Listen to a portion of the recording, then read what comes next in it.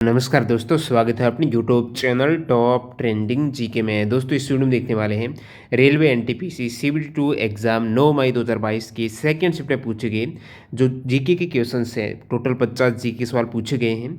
इनमें से यहाँ पर 47 तो एग्जैक्ट सवाल मिल चुके हैं। 2 ऐसे सवाल हैं जिसकी सही लैंग्वेज नहीं मिली है। तो इस प्रकार टोटल 48 और प्लस 49 सवाल है यहाँ पर एक्स्ट्रा फैक्ट सही जानने वाले हैं। तो वीडियो के अंत तक ज़रूर बन रहना। आने वाले किसी भी शिफ्ट के लिए काफ़ी इंपॉर्टेंट क्वेश्चन यहाँ पर रहेंगे। और पहली पारी का जो 9 मई का प्रथम शिफ्ट का वीडियो है ऑलरेडी आ चुका है। यदि आपने नहीं देखा तो चैनल पर विजिट करके देख सकते हो। सभी क्वेश्चन 100% रियल और ऑथेंटिक है, इसलिए वीडियो डिले हो जाता है। अभी 12:30 बज रहे हैं और वीडियो बन रहा है, तो 5 PM पर आपकी शिफ्ट एंड हुई है। तो इस प्रकार रियल क्वेश्चन मिलने में एफर्ट लगती है। इन सभी अभ्यर्थियों का बहुत बहुत धन्यवाद जिन्होंने अच्छा सहयोग किया और सारे सवाल यहाँ पर मिल चुके हैं। तो ये इंपॉर्टेंट सवाल जाने उससे पहले बता दूं, जो भी कैंडिडेट मॉक टेस्ट अटेम्प्ट नहीं करते तो एग्जाम में टाइम मैनेजमेंट आपका सही नहीं हो पाता है, यानी कुछ सवाल आपके छूट सकते हैं क्योंकि यहाँ पर मैथ्स वगैरह में अभी सवाल क्या है, ज़्यादा है, समय कम है। तो टेक्स्ट बुक पर सारे एग्जाम्स के मॉक टेस्ट, चाहे आप रेलवे की तैयारी करते हो, एसएससी किसी एग्जाम की, या फिर आपकी किसी स्टेट लेवल एग्जाम की तैयारी करते हो, 400 प्लस एग्जाम्स के मॉक टेस्ट आपको टेक्स्ट बुक पर मिलने वाले हैं। और इसमें यदि आप टीटीटी के कूपन कोड यूज़ करेंगे, ये ईयरली पास है, ठीक है, 1 वर्ष का पास लीजिएगा, जितने चाहे एग्जाम्स के मॉक टेस्ट लगेगा, टीटीटी के कूपन कोड यूज़ करके 10% आप एक्स्ट्रा डिस्काउंट ले सकते हो। तो इस डील को जरूर ग्रैब करना। लिंक डिस्क्रिप्शन बॉक्स में। सेम एग्जाम पैटर्न और डैशबोर्ड पर आधारित यहाँ पर मॉक टेस्ट रहते हैं। तो चलिए यहाँ पर कंटिन्यू कर लेते हैं। पहला सवाल, प्रथम जो इंग्लिश फैक्ट्री है वो हुगली नदी के तट पर कब स्थापित हुई है? प्रथम इंग्लिश फैक्ट्री हुगली नदी के तट पर 1651 को स्थापित हुई थी। पहला अंग्रेजी कारखाना ये 1651 में। बात करूँ मैं ईस्ट इंडिया कंपनी की, तो पहली बार भारत के साथ व्यापार स्थापित करने के उद्देश्य से वो 1608 में सूरत में समुद्री मार्ग में पहुंची थी। और ईस्ट इंडिया कंपनी ने जो व्यापार के लिए सबसे पहला अपना जो व्यापार करने हेतु 1611 में पूर्वी तट मछलीपट्टनम आंध्र प्रदेश में, और जो 1612 में उन्होंने पश्चिमी तट पर सूरत में क्या है उपनिवेश स्थापित किया था। अगला सवाल यहाँ पर इसरो और नासा का जो संयुक्त प्रोजेक्ट है, और इसका नाम आपको पूछ लिया है, तो संयुक्त है, तो NASA ISRO synthetic aperture radar, तो निसार इस प्रोजेक्ट का नाम है। निसार यानी नासा इसरो हो जाएगा, फिर सिंथेटिक अपर्चर रडार है। ये इसरो और नासा का संयुक्त प्रोजेक्ट है। इसको लॉन्चिंग 2023 में किया जाएगा। और ये जो इसरो नासा संयुक्त मिशन निसार इसका नाम है, जिसका उद्देश्य उन्नत रडार छवियों का उपयोग करके विश्व स्तर पर पृथ्वी की सतह में परिवर्तन को मापना, पृथ्वी की सतह में क्या परिवर्तन हो रहा है। तो इस प्रकार दोहरी आवृत्ति का इसमें उपयोग किया जाएगा। तो पहला रडार इमेजिंग सैटेलाइट होगा। इसे धरती की प्राकृतिक प्रक्रियाओं को समझने के लिए रिमोट सेंसिंग में इस्तेमाल किया जाएगा। तो इसरो और नासा दोनों मिलकर समझौते के तहत यहाँ पर अलग अलग काम कर रही हैं। L band synthetic aperture radar है, ये एस बैंड है जो इंडिया वाला, और नासा यहाँ पर एल बैंड में काम कर रही है, उसको डेवलप कर रही है। मानव विकास सूचकांक 2020 में फर्स्ट रैंक पर कौन सा देश है? इजी सवाल पूछ लिया है। मानव विकास सूचकांक 2020 में फर्स्ट रैंक पर देश है नॉर्वे। इनका क्या मानव विकास सूचकांक 2000 जो HDA इंडेक्स है, क्या थीम थी? इस प्रकार जो एनटीपीसी CBT फर्स्ट में जितने सवाल पूछे गए हैं मानव विकास सूचकांक के, टॉपिक वाइज अलग से वीडियो डाला हुआ है, वो आप चेक कर सकते हो, या फिर PDF फाइल भी हमारी वेबसाइट पर मिल जाएगी। अभी यहाँ पर 5320 क्वेश्चन जो CBT फर्स्ट आपकी हुआ है 2020-21 में 133 पारियों के, वो भी एक्स्ट्रा फैक्ट सही डाल दिया है।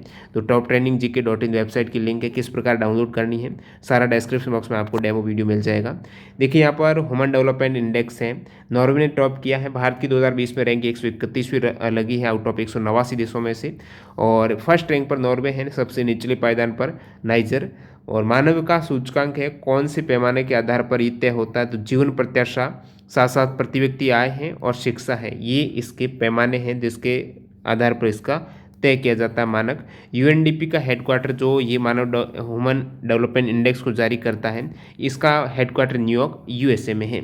अगला सवाल यहाँ पर MS सुब्बलक्ष्मी किस राज्य से संबंधित है? MS सुब्बलक्ष्मी है, ये मदुरई से, मदुरई तमिलनाडु राज्य से है, जगह का पूछा है, तो ये मदुरई है, कर्नाटक सिंगर है। और भारत के सर्वोच्च नागरिक सम्मान इन्हें 1998 में भारत रत्न मिल चुका है, 1974 में रेमन मैग्सेसे पुरस्कार है।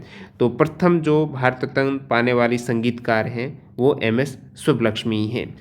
नेपाल से निकलने वाली नदी कौन सी है? इन विकल्प में से राप्ती नदी है जो नेपाल से निकलती है।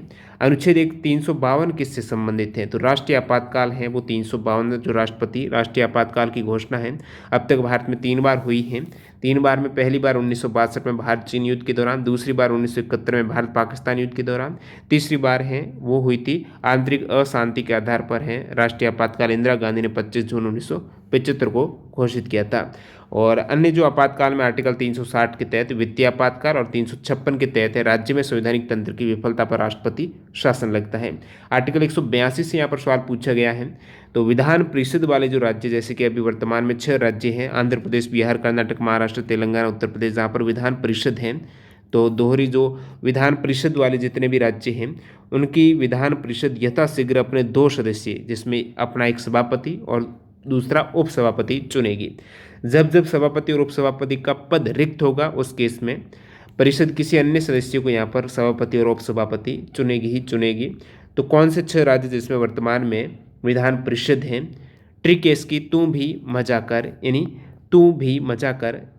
टी का मतलब है तेलंगाना, बी का मतलब है बिहार, मजा कर म का मतलब यहाँ पर हो जाएगा महाराष्ट्र, और फिर आपके क यानी कर्नाटक, और मजा आ यानी आंध्र प्रदेश। तो इस प्रकार, और उत्तर प्रदेश ऊ का हो गया है। तो ये 6 राज्य हैं जहाँ पर विधान परिषद हैं।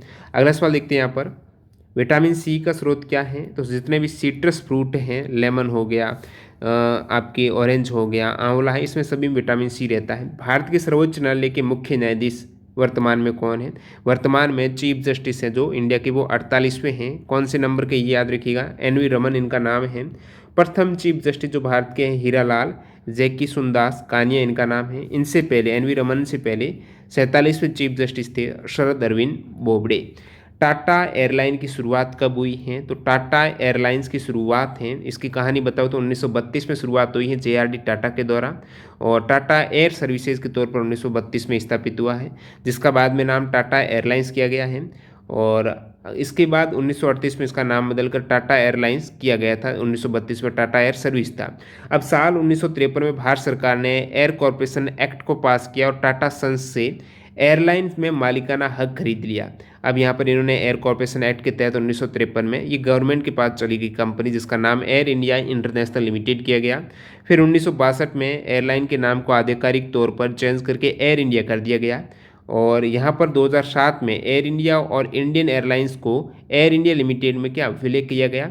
2021 में दोबारा यहाँ पर जो गवर्नमेंट के पास थी एयर इंडिया, ये टाटा ग्रुप ने 18,000 करोड़ रुपए देकर खरीद ली है अपने पास।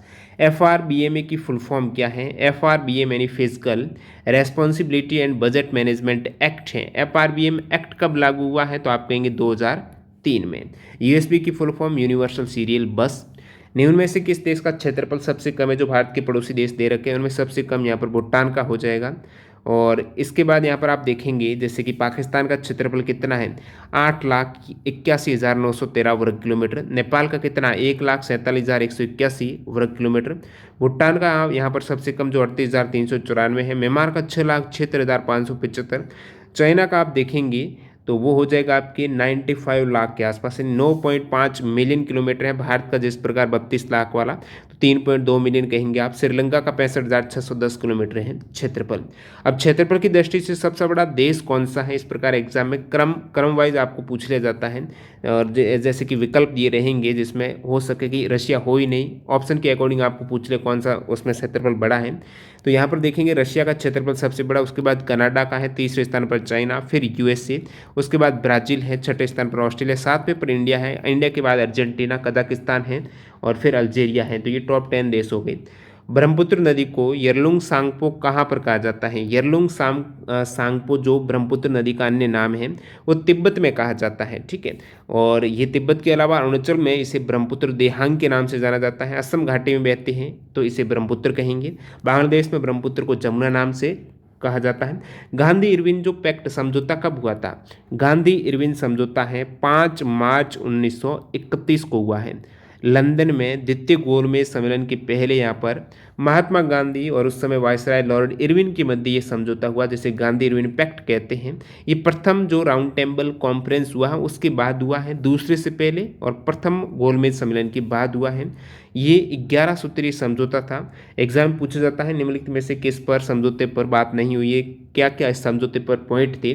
तो 11 सूत्रीय समझौते में जो प्रमुख पॉइंट जैसे कि हिंसा के आरोपियों को छोड़कर बाकी सभी राजनीतिक बंदी उनको रिहा करना, भारतीयों को समुद्र के किनारे नमक बनाने का अधिकार, आंदोलन के दौरान त्यागपत्र देने वालों को उनके पद पर पुनः बहाल किया जाना, आंदोलन के दौरान जब्त संपत्ति वापस की जाएगी, भारतीय अब शराब तथा विदेशी कपड़ों की दुकानों के सामने धरना देने के लिए स्वतंत्र, जो कांग्रेस की ओर से गांधी जी ने सैन्य आज्ञा स्थगित कर देते सम्मेलन में भाग लेना इसी के तहत स्वीकार किया है। सेकेंड राउंड टेबल कॉन्फ्रेंस में कांग्रेस ने हिस्सा लिया था, पहली और तीसरी में नहीं लिया।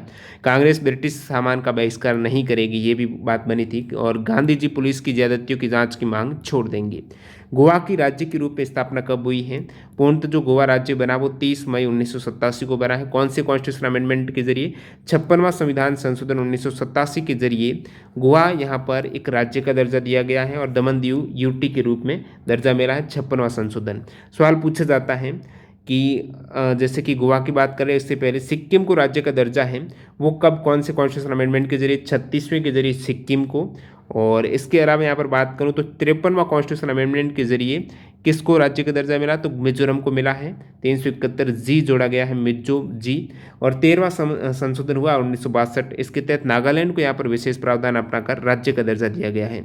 गोवा की बात करते हैं शुरुआत में, तो गोवा 19 दिसंबर 1961 को भारतीय प्रशासन को सौंपा गया था। पहले ये 450 वर्ष तक पुर्तगालियों के कब्जे में था, तो पुर्तगालियों ने गोवा पर 1510 में कब्जा किया था। 1961 को भारत को सौंपा। वर्ष 1312 में गोवा पहली बार दिल्ली सल्तनत के बीच में अधीन आया था। अब अगला सवाल लिखते हैं यहाँ पर, ऋग्वेद में जो 128 सूक्ति हैं इसमें टोटल मंडल कितने हैं? तो 10 मंडल हैं, 128 सूक्ति हैं ऋग्वेद में और 10,600 के आसपास मंत्र हैं। भारतीय संविधान में संस्थात्मक शासन प्रणाली किस देश से ली गई है? तो संस्थात्मक शासन प्रणाली ब्रिटेन से ली गई है। ब्रिटेन में प्रमुख 2 प्रावधान में एकल नागरिकता और संस्थात्मक शासन प्रणाली है। बाकी अन्य स्रोत जैसे कि नीति निर्देशक तत्व आयरलैंड से, मौलिक अधिकार यूएसए से, रशिया से मौलिक करते हैं, संविधान संशोधन की प्रक्रिया दक्षिण अफ्रीका से, आपातकाल वाले जर्मनी से, प्रस्तावना और समवर्ती सूची का प्रावधान ऑस्ट्रेलिया से लिया गया है। अगला सवाल है, नेशनल ऑर्केस्ट्रा ऑफ इंडिया की संस्थापक। नेशनल ऑर्केस्ट्रा ऑफ इंडिया के जो फाउंडर हैं वो म्यूजिशियन रवि शंकर हैं। नेक्स्ट वन यहाँ पर, palm island, palm Jumeirah beach, palm island किस देश में है? जो कि टूरिज्म को बढ़ावा देने के लिए कृत्रिम रूप से बनाया गया है, समुद्र में सैंड रेत वगैरह डालकर। बहुत पाम आइलैंड है, काफ़ी अट्रैक्टिव है। आर्टिफिशियल आइलैंड कहेंगे जो पाम जुमेरा है, डेरा आइलैंड है और पाम जेबल अली, ये 3 प्रमुख आइलैंड हैं पाम आइलैंड के अंतर्गत आते हैं, जो कि संयुक्त अरब अमीरात दुबई में है। हेपेटाइटिस ए रोग से प्रभावित अंग है, जैसे हेपेटाइटिस ए है, पीलिया हो जाता है, जॉन्डिस है, इनसे यकृत लीवर प्रभावित होता है। किसके द्वारा? नाइट्रोजन स्थिरीकरण नहीं होता है। नाइट्रोजन स्थिरीकरण के लिए जो दलहनी वाले पादप रहते हैं, जैसे उसमें ऑप्शन था गुलहड़ है, तो गुलहड़ का पेड़ है, इससे नाइट्रोजन स्थिरीकरण नहीं होता है, राइजोबियम जिसके द्वारा। तो लेग्यूम फली वाले जो क्रॉप हैं उसके द्वारा स्थिरीकरण होता है, जो वायुमंडल की मुक्त नाइट्रोजन गैस को नाइट्रोजन की यौगिक के रूप में परिवर्तित करती है। इस प्रकार वो नाइट्रोजन ग्रहण करेंगे पौधे। फली वाले पौधे की जड़ों में सहजीवी जीवाणु रहता है, जैसे कि ये पौधे राइजोबियम नामक मिट्टी के जीवाणु के साथ एक सहजीवी संयोजन करते हैं और नाइट्रोजन को पौधों के लिए नाइट्रेट और अन्य जो यौगिक की कन्वर्ट करके पौधे जीवाणु को पोषण प्रदान करते हैं। इस प्रकार अगला सवाल लिखते हैं यहाँ पर, 2011 की सेंसस के अकॉर्डिंग भारत के किस राज्य में जो एससी अनुसूचित जाति हैं उसकी जनसंख्या शून्य, जो एससी की जनसंख्या शून्य है वो भारत के किस राज्य में? तो नागालैंड में है। ठीक है। भारत की जनगणना 2011 के आयुक्त हैं सी चंद्रमौली। अब देखिए जनगणना का मोटा, हमारी जनगणना हमारा भविष्य जो 2011 की सेंसस का हुआ है, अभी वर्तमान में जो 2021 है, तो आप कहेंगे वर्तमान में जो जनगणना है उसका महापंजीयक और जनगणना आयुक्त कौन है? तो विवेक जोशी हैं। और अभी 16वीं जनगणना हो जाएगी कुल मिलाकर। वैसे 2011 की जनगणना है, स्वतंत्रता के बाद तो 7वीं है और कुल मिलाकर 15वीं थी, और अब की बार 2021 की 16वीं। कोणार्क का सूर्य मंदिर किस शताब्दी में बना था? याद रखिएगा 13वीं शताब्दी, 1250 ईस्वी में। निर्माता है कलिंगा आर्किटेक्चरल स्टाइल में। ये पूर्वी गंगा राजवंश के राजा नरसिंहदेव प्रथम ने बनवाया था कोणार्क का सूर्य मंदिर, जो पुरी उड़ीसा में स्थित है। 1984 में यूनेस्को वर्ल्ड हेरिटेज साइट में भी शामिल हुआ है। BBC sport woman life time achievement award 2021 किसने जीता है? तो sports woman life time achievement award है तो अंजू बॉबी जॉर्ज ने जीता है। सर्वश्रेष्ठ एथलीट की श्रेणी में बीबीसी लाइफ टाइम अचीवमेंट पुरस्कार 2021। बात करूँ यहाँ पर BBC Indian sport woman of the year, BBC Indian sports woman of the year का अवार्ड 2021 में वेट लिफ्टर मीराबाई चानू को दिया गया है। और बीबीसी एमर्जिंग प्लेयर अवार्ड 2021 है क्रिकेटर शेफाली वर्मा को दिया गया है। इससे पहले वाला जो बीबीसी यहाँ पर हो जाएगा sports person of the year का अवार्ड है वो कॉन्ड्री हम्पी को दिया गया था। और अब मैं और बात करूं, जैसे वर्ल्ड एथलेटिक्स के द्वारा woman of the year award 2021 किसे दिया गया है? तो वो भी अंजू बॉबी जॉर्ज को दिया गया है। इंटरनेट पर एक कंप्यूटर से फाइल को दूसरे कंप्यूटर में स्थानांतरित करने की जो प्रक्रिया को क्या कहा जाता है? तो नेटवर्क के जरिए फाइल को एक पीसी से दूसरे पीसी में स्थानांतरित करना है। एफटीपी के जरिए होता है, फाइल ट्रांसफर प्रोटोकॉल होता है वो। एमआरटीपी एक्ट कब पारित हुआ है?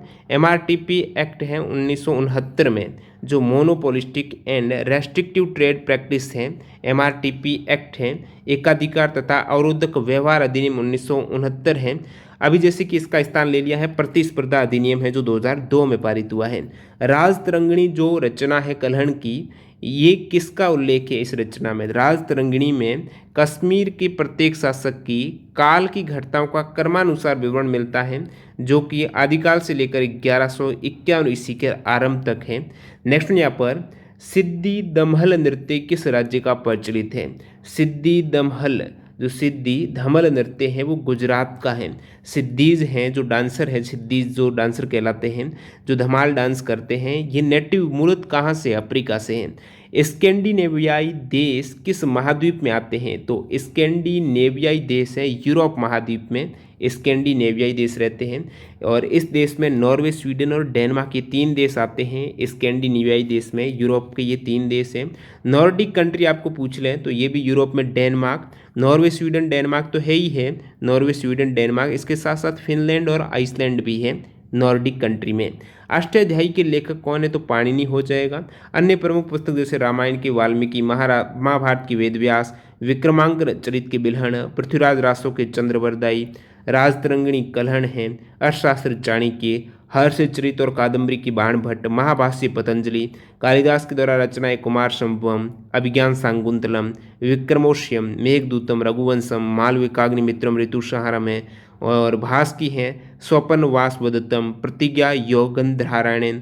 ये और अन्य बात करूँ जैसे हर्षवर्धन की रचना प्रियदर्शी का रत्नावली और नागानंद है, गीत गोविंद जयदेव की है। तो ये प्रमुख रचनाएं। और अगला सवाल यहाँ पर फिएट मनी क्या है? फिएट मनी का पूछा है, जैसे कि जो भी जैसे इंडियन रुपी है, डॉलर है, ये सभी फिएट मनी तो है जो लीगल टेंडर घोषित होते हैं। फिएट मनी वह है जिसे लीगल टेंडर घोषित किया जाता है। इसमें सर्कुलेशन में चल रही मुद्रा का कोई भी रूप शामिल है, जैसे कि कागज़ के पैसे, सिक्के। फिएट मनी भौतिक वस्तु के बजाय किसी देश की सरकार द्वारा समर्पित है। अब देखिए होता क्या है, जैसे आप कहेंगे कोई भी देश कितनी भी मुद्रा है वो प्रिंट कर सकता है, लेकिन प्रिंट तो कर सकता है।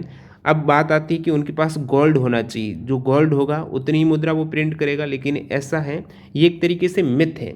अब एक्चुअल में आप ऑल ओवर इंडिया की जितने भी जैसे पब्लिक है किसी भी देश की, उनके पास जो रुपए यदि वो बैंक के पास जाएगी ना कि गोल्ड दीजिएगा हमको, क्योंकि गोल्ड रिजर्व रहता है, तो सभी जितने भी रुपए उतने के बराबर गोल्ड नहीं मिलता है।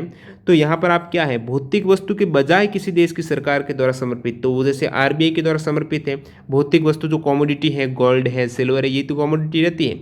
इनके बजाय हैं जो करेंसी सरकार के द्वारा समर्पित है, जो एक लीगल टेंडर है, वो फिएट मनी है। ठीक है, जैसे आप कहेंगे चेक आप देते हो, चेक फिएट मनी नहीं है, क्योंकि चेक तो कोई आरबीआई के द्वारा समर्पित थोड़ा ही है चेक, तो ये आरबीआई के द्वारा समर्थित यानी सरकार के द्वारा समर्थित नहीं है, तो ये फिएट मनी नहीं है। बाकी सभी करेंसी हैं जो सरकार के द्वारा समर्थित हैं वो फिएट मनी। भारत में काली मिट्टी का विस्तार किस क्षेत्र में है? तो ये दक्षिणी प्रायद्वीपीय पठार के लावा क्षेत्र में है काली मिट्टी, काली कपास मिट्टी, जिसे रेगड़ मिट्टी भी कहते हैं। अटल सुरंग मनाली को किससे जोड़ती है? तो अटल लेह और मनाली को जोड़ती है, जिसे रोहतांग टनल भी कहा जाता है। मनाली लेह राजमार्ग पर रोहतांग दर्रे के नीचे ये बनाई गई टनल है, जिसकी लंबाई 9.202 किलोमीटर है और ये जो लॉन्गेस्ट टनल आप कहेंगे 1000 फीट की जो ऊंचाई है, इससे ऊपर ये सबसे लंबी टनल है। वैसे भारत की सबसे लंबी सड़क सुरंग है वो चेनानी नासरी सुरंग जम्मू कश्मीर में है, जिसका अन्य नाम डॉक्टर श्यामा प्रसाद मुखर्जी टनल है और इसकी लंबाई 9.28 किलोमीटर है। सबसे बड़ी रेल सुरंग में पीर पंजाल रेलवे टनल, जिसे बनिहाल रेलवे टनल कहते हैं, जम्मू कश्मीर में है, 11.2 किलोमीटर लंबी है। भारत की सबसे लंबी विद्युतीकृत रेल सुरंग है वो है चेरलोपल्ली रापरू के बीच में, आंध्र प्रदेश में। भारतीय तबला वादक जिन्हें 1988 में पद्मश्री और 2002 में पद्म भूषण से सम्मानित किया गया है, जाकिर हुसैन नाम है भारतीय तबला वादक है। तो वह तबला वादक उस्ताद अल्लाह रखा के सबसे बड़े बेटे हैं। उस्ताद अल्लाह रखा से प्रथम शिफ्ट में आया था कौन से वाद्य यंत्र के वादक हैं, तो ये तबला वादक है। इनके बेटे जाकिर हुसैन से यहाँ पर सेकेंड शिफ्ट में पूछ लिया। How much money will be spend on national research foundation project according to budget 2021। 2021 के बजट में जो नेशनल रिसर्च फाउंडेशन प्रोजेक्ट है, इस हेतु कितना बजट घोषित हुआ है, तो 50,000 करोड़ रुपए। मेडिसिन फ्रॉम द स्काई एक संयुक्त परियोजना है जो तेलंगाना सरकार की है और मेडिसिन फ्रॉम द स्काई में ड्रोन के जरिए क्या होगा, डिलीवरी होगी मेडिसिन की। तो ये किसके साथ मिलकर ये योजनाएं हैं वो संचालित हो रही हैं। फॉर्म स्काई एयर मोबिलिटी, ठीक है, स्काई एयर मोबिलिटी और medicine form the sky project है वो तेलंगाना सरकार और इन दोनों का संयुक्त प्रोजेक्ट आप कहेंगे, जिसकी सहायता से हो रहा है। इस प्रकार तेलंगाना राज्य पहला राज्य ड्रोन के माध्यम से वैक्सीन वगैरह की सप्लाई कर रहा है जो दुर्गम स्थान वहाँ पर।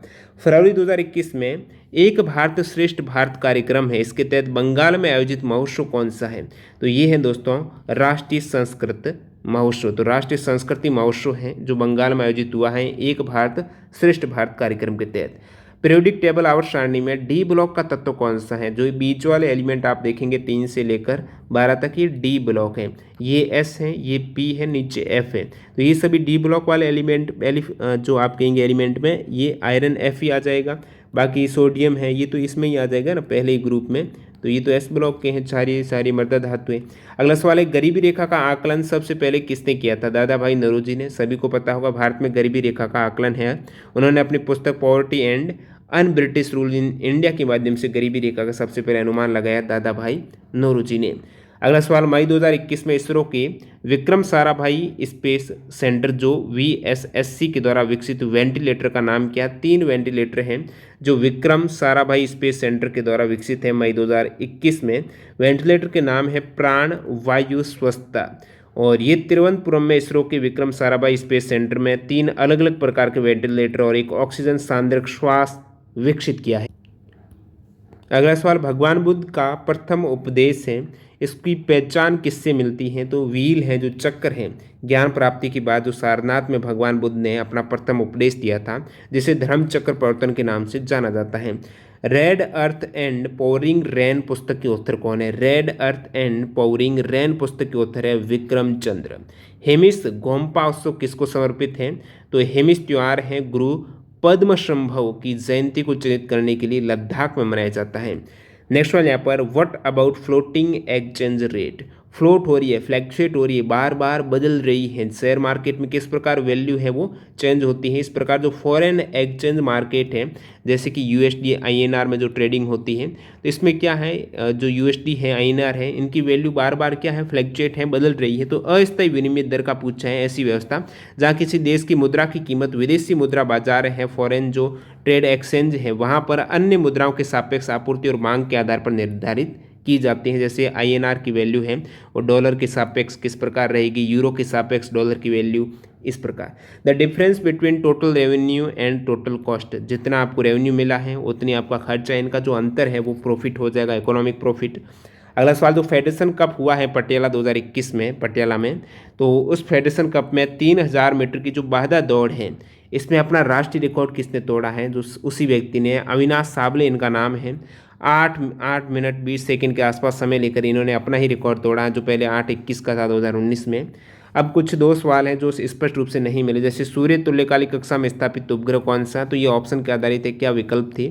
और एक जनसंख्या का विभाजन का कोई पिरामिड टाइप सवाल पूछा गया था, एग्जैक्ट क्या सवाल था वो आप कमेंट करके ज़रूर बताना। एक सवाल और नहीं मिला जो 50 सवाल है, एक और मिस हो गया, वो भी जिन भी कैंडिडेट को याद है अपने स्मृति के आधार पर ज़रूर कमेंट करके बताइएगा। बाकी आपने कितने सवाल अटैम्प्ट किए हैं, कितने यहाँ पर जीके के इन 48 यहाँ पर 49 सवाल में से आपके करेक्ट हो पा रहे हैं, वो आप कमेंट सेक्शन में ज़रूर बताना।